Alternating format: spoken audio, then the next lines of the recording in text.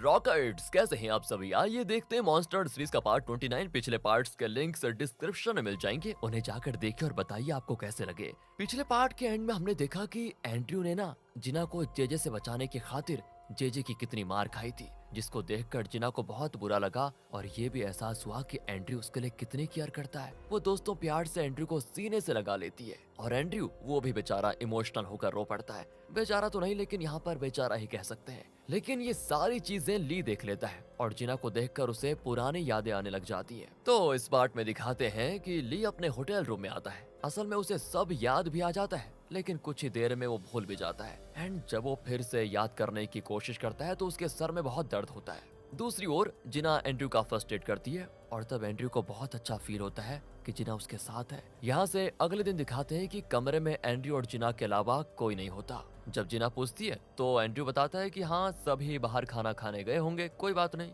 जल्दी आते होंगे। जिना पूछती है कि अरे ये एक सीक्रेट डिस्कशन था ना, फिर वो इस कमरे से बाहर कैसे गए?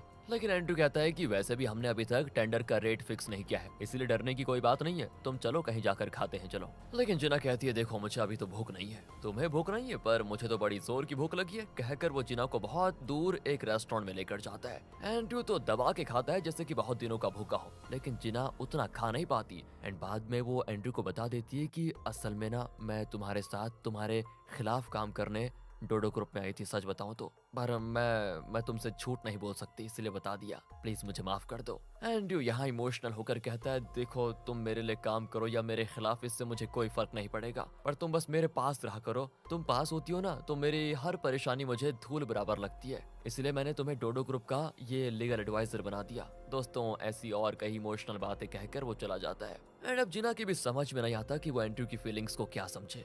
दूसरी ओर दोस्तों ग्रे ली को बताता है कि सिंडी ने कई डिशेस तैयार कर लिए हैं, तुम जाकर चेक कर लो जरा। ली भी चेक करने को जाता है। असल में जो कॉन्ट्रैक्ट की बिडिंग होने वाली है ना, वहाँ आने वाले लोगों के लिए मेनू तैयार करने का काम ली ने सिंडी को दिया था, इसीलिए वो उन डिशेस को चेक करने आया है कि इसने सही काम किया या नहीं। एंड सिंडी ने भी ली को इम्प्रेस करने के लिए खुद अपने हाथों से सारे डिशेस बनाए थे। ली भी हर डिश को टेस्ट करके उनकी खामियां बताने लगता है, तो सिंडी तो चिढ़कर सभी को बाहर भेज देती है और अकेले में ली से कहती है देखो मैं लाइफ में कभी किचन की तरफ गई नहीं समझे, लेकिन तुम्हारे लिए मैंने सब कुछ बनाया और ये देखो मेरा हाथ तक जल गया इसमें, और तुम हो कि हर डिश में कमी निकाल रहे हो। लेकिन दोस्तों अपना ली यहाँ पर बहुत ही स्ट्रिक्ट होता है। वो कहता है देखो मेरे पास बहस का टाइम नहीं है, तुम फिर से इन डिशेस को बनाओ, लेकिन खुद टेस्ट करके फिर दूसरों को बताना। दोस्तों अब लिफ्ट में मोजो पूछता है क्या सच में खाना इतना बुरा था ली? देखने में तो सब एकदम सुपर्ब लग रहा था। तब दोस्तों ली कहता है कि हाँ खाना तो सच में बहुत अच्छा था, लेकिन उसकी बहुत तारीफ करेंगे तो वो सर पे चढ़ जाएगी, वैसे हमें उसको ट्रेन भी तो करना है। और जेजे का क्या हुआ?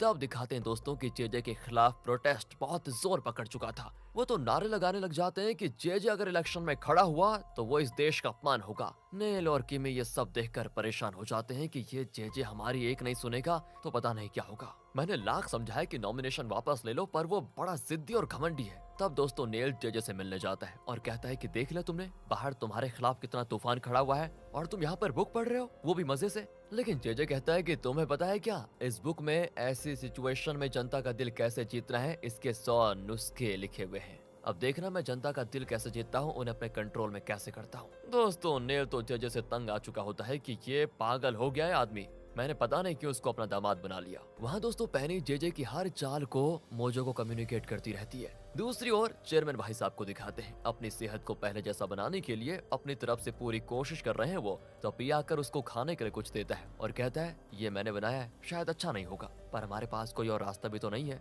चेयरमैन खाना टेस्ट करता है लेकिन वो अच्छा नहीं बना होता। तब वो कहता है कि मैं अपनी वाइफ की कुकिंग को मिस कर रहा हूँ यार, सीरियसली। वो भले ही अहंकारी हो गई हो, लेकिन खाना पकाने में उसे कोई टक्कर नहीं दे सकता। इतने में उसकी वाइफ आ जाती है तो चेयरमैन पास ही पलट देता है और पिए से कहता है कि वाह यार तुमने तो कमाल कर दिया, क्या टेस्ट है इस खाने में, मैंने आज तक ऐसा टेस्टी खाना कभी खाया ही नहीं। हाँ, ये तो मेरी वाइफ की कुकिंग से 1000 गुना ज्यादा बेहतर है। एंड दोस्तों पिए भी उसके साथ मिलकर उसकी एक्टिंग की खूब तारीफ करता है कि thank you sir for your compliments, कल मैं और अच्छा पकाऊंगा। फिर दोस्तों चेयरमैन पीए से कहता है कि एंड्रयू की शादी की उम्र हो गई है, उसके लिए एक अच्छी सी लड़की ढूंढनी चाहिए हमको, तुम क्या किसी अच्छी लड़की को जानते हो? बस दोस्तों इस पर उसकी वाइफ कहती है कि हाँ हाँ तुम तो अपने नाजायज बेटे की फिक्र करोगे, क्योंकि तुम मुझसे नहीं उस दूसरी औरत से जो प्यार करते थे, मेरे बेटे की तुम्हें फिक्र क्यों होने लग गई? चेयरमैन कहता है तुम्हारा बेटा पहले जितना निकम्मा था ना, आज भी उतना ही निकम्मा है, बस दोस्तों ये सुनकर नाथन को बहुत बुरा लग जाता है और वो ठान लेता है कि शिप का कॉन्ट्रैक्ट तो बस मैं जीत कर रहूंगा, चाहे कुछ भी हो जाए, तब जाकर पापा को मेरी कद्र होगी। वो इस बारे में अपनी माँ से डिस्कस कर ही रहा होता है कि तभी वहाँ पर उसका असिस्टेंट आता है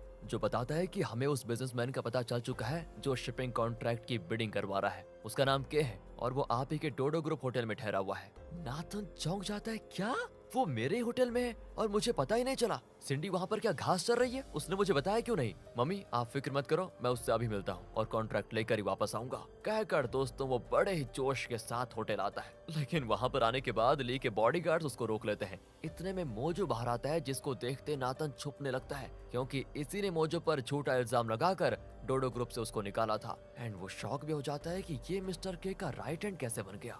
मोजो जो पहले से नाथन से बदला लेना चाहता था वो उसे अकेले में ले जाकर अकड़कर कहता है, ओह तुम चाहे सर के बल ही खड़े क्यों ना हो जाओ, लेकिन मेरी परमिशन के बिना तुम केस नहीं मिल सकते और तुमने मेरे साथ जो किया ना उसकी सजा तो मैं तुम्हें देकर ही रहूंगा चाहे कुछ भी हो जाए। इस तरह दोस्तों प्रेम से धमकाकर वो चला जाता है। पर नाथन अरे ये भी कम थोड़ी है, वो ठान लेता है कि तुम लोग कुछ भी कर लो लेकिन मेरे पास तो जिना है, जिना वो मुझे ये कॉन्ट्रैक्ट दिलवा कर ही रहेगी। दूसरी ओर दोस्तों जिना एंड्रू की टीम के साथ बिडिंग की तैयारी कर रही होती है। लंच टाइम में सबको खाना दिया जाता है लेकिन सिर्फ जिना के बाउल में एक टैबलेट होता है। रूम सर्विस वाला भी जिना को देख रहा होता है। जिना भी टैबलेट लेकर बाथरूम में जाती है और उस टैबलेट को खोलती है तो अंदर एक कागज होता है जिस पर नाथन ने लिखा था, अगर तुम्हें एंड्रू का बिडिंग रेट पता चला तो तुम वो मैसेज इस रूम सर्विस वाले को दे देना और इस तरह हम कम्युनिकेट करते रहेंगे और हाँ याद रखना ये बात किसी को पता ना चले। दूसरी ओर पैनी कोरिया मैप के जरिए जेजे की क्लास ले रही होती है कि आपको किन जगहों में प्रचार करना चाहिए, किन जगहों पर हमारी जीतने के चांसेस ज्यादा हैं और पॉलिटिक्स के बारे में भी जेजे को दोस्तों वो बहुत कुछ सिखा रही होती है।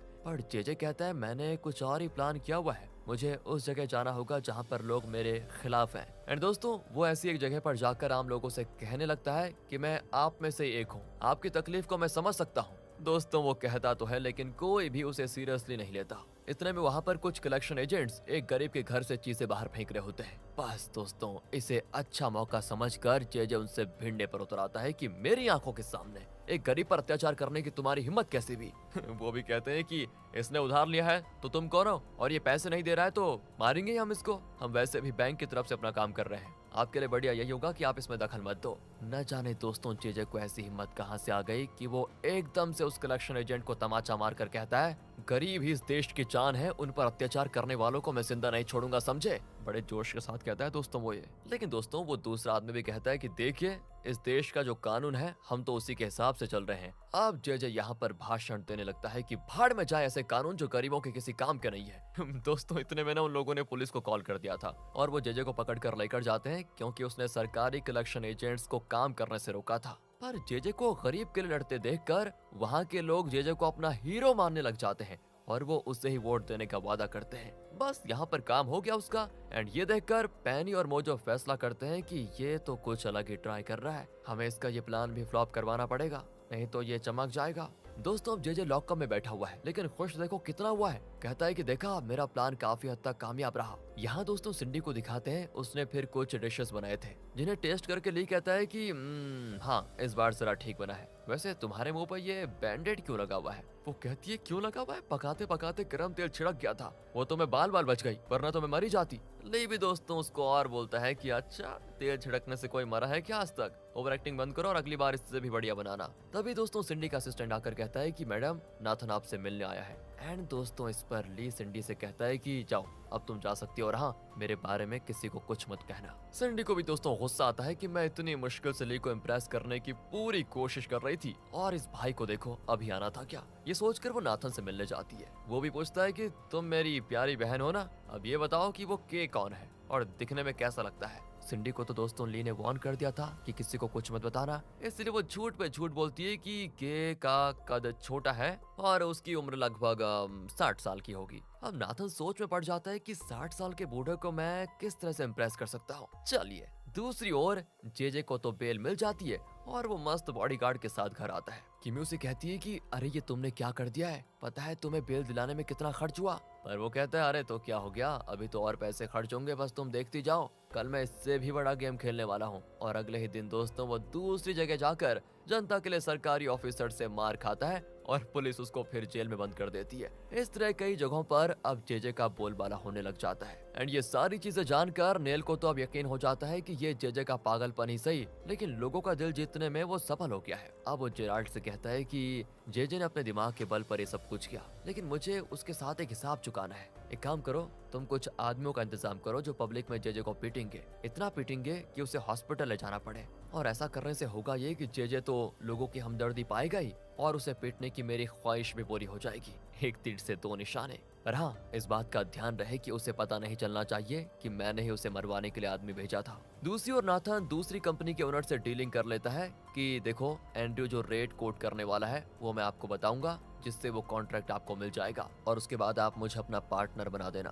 पर दोस्तों, यहाँ जिना बड़ी दुविधा में होती है, क्योंकि नाथन उससे कॉन्ट्रैक्ट का रेट मांग रहा था, लेकिन अगर वो इन्फॉर्मेशन देगी तो ये एंड्रयू के साथ गद्दारी होगी। और यहाँ ली उस जगह की इंस्पेक्शन करता है जहाँ बिडिंग होने वाली है। सिंडी ने सारी अरेंजमेंट्स की होती है। ली उसकी काफी तारीफ करता है कि तुम हाँ वाकई में अच्छी तरह से ट्रेन हो गई हो, यू आर द बेस्ट। ये सुनकर सिंडी खुशी से झूमने लगती है और कहती है अब तो तुम्हें मेरे साथ ड्रिंक करना पड़ेगा। इतने में ली वहाँ से जा चुका था। दोस्तों, बेचारी की किस्मत। वहाँ जिना एक सीक्रेट फोन निकालती है जो उसने एंड्रयू से छुपा कर रखा हुआ था। वो नाथन को कॉल करके बताती है एंड्रयू शिपिंग कॉन्ट्रैक्ट के लिए 6,22,77,770 डॉलर कोट करने वाला है। नाथन बड़ा खुश होकर उस कंपनी के ओनर को बता भी देता है, लेकिन वो कहता है अरे ये तो बहुत ही कम है, इतने कम रेट में हम कॉन्ट्रैक्ट साइन नहीं करेंगे। लेकिन नाथन उसको कहता है कि अरे आप मेरी बात तो मानिए, आप उस रेट से सिर्फ $20 कम कोट कीजिए, काम बन जाएगा आपका, आपको नुकसान नहीं होगा। यहाँ दोस्तों इन्फॉर्मेशन देकर जिना को बहुत बुरा लगता है कि उसने एंड्रयू के साथ गद्दारी की है। एंड वहाँ जेराल्ड ने जेजे पर हमला करने के लिए एक गुंडे को अरेंज कर लिया था। इसी बीच दोस्तों पैनी